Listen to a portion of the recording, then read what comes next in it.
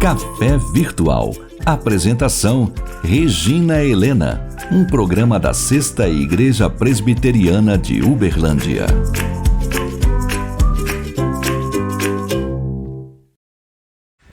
Olá, seja muito bem-vindo ao Café Virtual.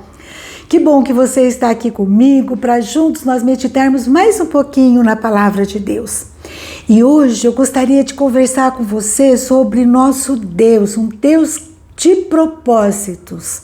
Lá em Salmos capítulo 119, versículo 37 diz: Desvia os meus olhos das coisas inúteis e faze-me viver nos caminhos que traçaste.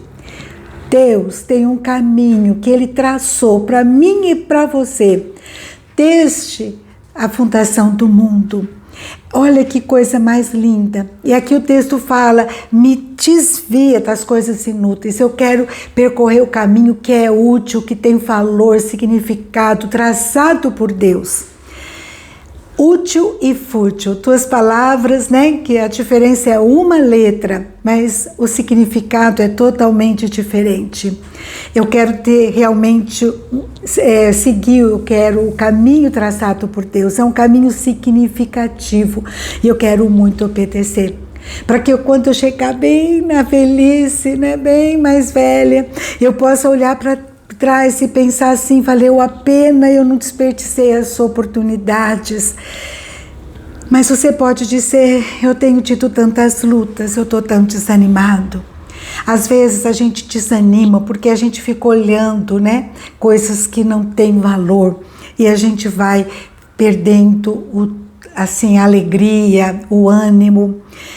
E eu gostaria de refletir sobre isso com você. O que é inútil, o que é fútil? Muitas vezes é ficar olhando para o passado, olhando para a herança que nós recebemos, para as circunstâncias que nos envolvem hoje e ficar lamentando. Isso aí pode comprometer a nossa caminhada, o nosso futuro. Lembra de José? José, ele foi rejeitado pelos irmãos, ele foi vendido pelos irmãos, foi feito escravo, depois ele foi preso injustamente. Mas ele, em todo tempo, ele reagiu, ele perdoou seus irmãos, ele fez com o que vinha na sua mão o melhor possível. Tem um autor chamado Junck, ele diz assim: aquilo que você resiste, persiste. E eu fiquei pensando: o que será que eu tenho resistido? Às vezes eu tenho resistido em prosseguir, eu fico amarrada às vezes ao passado, às vezes falta de perdão, mágoas, problemas que eu tive, e eu, ao invés de ir para frente, perdoar, prosseguir, eu fico às vezes procurando culpados e isso me aprisiona. Você também tem feito isso?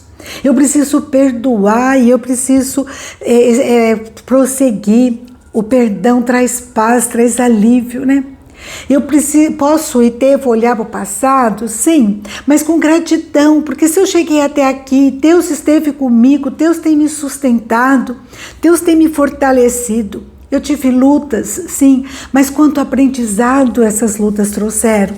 Quanto aprendizado na tolerância, na compreensão das diferenças que nós temos, né, entre as pessoas. E eu tenho que olhar o futuro com esperança em Deus, buscar o caminho, o propósito dele, o caminho que ele traçou, com a certeza que uma nova história Deus tem para mim. Para isso eu preciso pedir orientação de Deus. Senhor, eu quero seguir o teu caminho, me mostra qual é ele. Lá em Jeremias 33, versículo 3 diz assim: invoca-me e eu te responderei, anunciar-te-ei coisas grandes e ocultas que não sabes. Nosso Deus diz assim: olha, me busca e eu vou te mostrar, vou te responder, vou falar com você coisas que você não sabe, não tem nem noção, né? Novidades, segredos. Então eu tenho que chegar para ele e pedir: ó Senhor, me ajuda me indica o caminho que eu devo seguir, me indica qual o caminho que eu tenho caminhado, que é enganoso, que é falso. Eu quero seguir no teu caminho, não no caminho do outro, né? Aquele caminho que o Senhor tem para mim. Pode ser um caminho humilde, pode ser um caminho gostoso, mas eu vou me esforçar e peço ao Senhor que me dê força para eu melhorar dia após dia. Eu tinha 17 anos, eu entrei na USP de Ribeirão Preto, na faculdade, e eu mudei toda a minha vida. Eu trabalhava no banco, era de menor, mas eu tinha passado numa faculdade particular também, mas eu tinha optado pela USP. Mas eu achei que eu tinha passado em 2 faculdades, que as coisas estavam muito bem, e não estudei. Primeira prova de química, eu tirei 0,25, valendo 10. Olha só, eu fiquei muito assustada. A noite inteira eu fiquei acordada, pensando que eu deveria então sair da USP e ir para uma faculdade particular. E aquela noite eu fiquei remexendo, pensando, né, o que eu faria.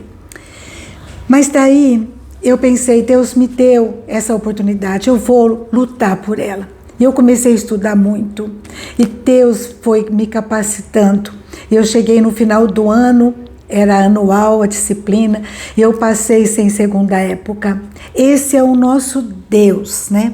Que nos ajuda, nos capacita, nos impulsiona para prosseguir.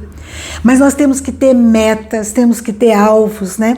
Alguém disse que às vezes nós atiramos flecha para todos os lados sem resultados.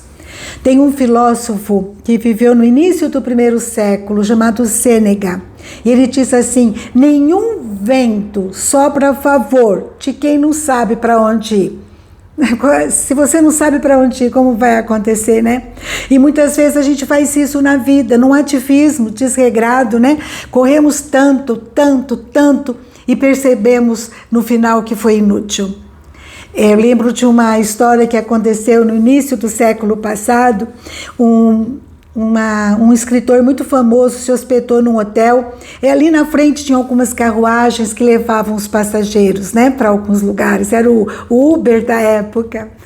E aquele escritor saiu e entrou numa carruagem. Quando aquele jovem cocheiro viu aquele homem, ele ficou tão empolgado, tão entusiasmado, pensando, né, para quem que ele ia contar tamanha honra. E ele começou a ir para frente, e o escritor começou a falar: escuta, você sabe para onde você está indo? E ele virou para trás e falou: eu não sei, mas eu estou indo ligeiro. E às vezes na vida a gente corre assim, sem metas, se cansa, né, se esgota sem metas, né? Então a gente tem que ter alvos, metas. Qual que é o teu alvo? Para onde você quer chegar? Quais as estratégias, etapas, né? As estratégias devem ser simples, óbvias. Desconfie das muito complicadas. O que precisamos é nos dispor a trabalhar e a perseverar, mesmo quando as lutas vêm. Como veio a minha luta lá na faculdade, né? Como você pode estar enfrentando lutas. Como o Demóstenes, no século 400 anos antes de Cristo, né? Ele queria ser um orador, ele queria ser um político lá na Grécia, era o alvo dele, mas ele era gago. A história conta que ele enchia a boca de pedrinhas, ele ia na beira-mar e ele ali ficava fazendo exercícios, né, de oratória. E ele também corria muito para trabalhar a sua respiração. E ele conseguiu se destacar, e o seu nome chegou até hoje como alguém que perseverou. Outro que perseverou foi um jogador norte-americano, Roy Higels. Em 1919, ele estava num grande campeonato, ele era o favorito, né, para fazer o time dele vencer. Era um campeonato entre universidades da Califórnia e Geórgia. E ele se deu muito mal no primeiro tempo. E ele foi para o intervalo, triste, cabisbaixo, e o técnico chegou até ele e falou assim: coragem, o jogo ainda não acabou. Volte ao campo, lute e vença. E foi isso que ele fez. E eu queria dizer para você: o jogo ainda não acabou. Você tem metas, você tem estabelecido estratégias para alcançar essas metas. O jogo ainda não acabou, mesmo que você se sinta prostrado, mesmo que você se sinta que não está tanto certo, se reanime. Deus tem um caminho traçado para você. Vamos percorrer esse caminho com entusiasmo. Há pedras pelo caminho, mas vamos nos reanimar. Tempos a tempos no Senhor, a ficarmos realmente buscando trilhar esse caminho, um caminho que é útil, um caminho que tem valor, porque ele foi traçado por Deus. É um caminho que no final vai me deixar realizada, me dar paz. Em 1 Samuel, capítulo 12, versículo 20 e 21, o grande profeta Samuel, ele aconselha o povo. Não tenham medo, de fato, vocês fizeram todo esse mal, olha, tá, vocês se atrapalharam aí, né? Mas ele continua dizendo, vamos para o futuro, né? Não deixem de seguir o Senhor, mas sirvam ao Senhor de todo o coração. As coisas estão tanto erradas, mas vamos mudar, vamos seguir o Senhor, servir o Senhor, que as coisas vão mudar. E ele continua, aconselhando, não se desviem para seguir ídolos inúteis, que de nada valem nem pode livrá-los, pois são inúteis. O que nós temos priorizado? A gente prioriza aquilo que a gente considera, aquilo que a gente às vezes faz de ídolo, Que eu e você possamos rever quem que nós temos priorizado e não seguir coisas inúteis, ídolos inúteis, Que Deus mostre para mim e para você o seu propósito, o caminho que Ele traçou e nos conduza por meio dele. Deus, Ele conhece a minha limitação, mas Ele me capacita. Ele conhece a sua limitação e se Ele traçou esse caminho, Ele vai nos dar sustento, força, capacitação para prosseguirmos e chegarmos até o final. Amém? Esse é o nosso Deus, Deus que está contigo, Deus que está comigo e não nos abandona. Ele tem um propósito, Ele tem um caminho traçado para mim e para você. Vamos pedir a Ele, me mostra, Senhor. Ele diz, enfoca-me e eu te responderei. Senhor, me afasta das coisas inúteis, e Deus vai estar respondendo, porque Ele é um Deus fiel, amoroso, é um Deus que não se esquece de nós. Amém?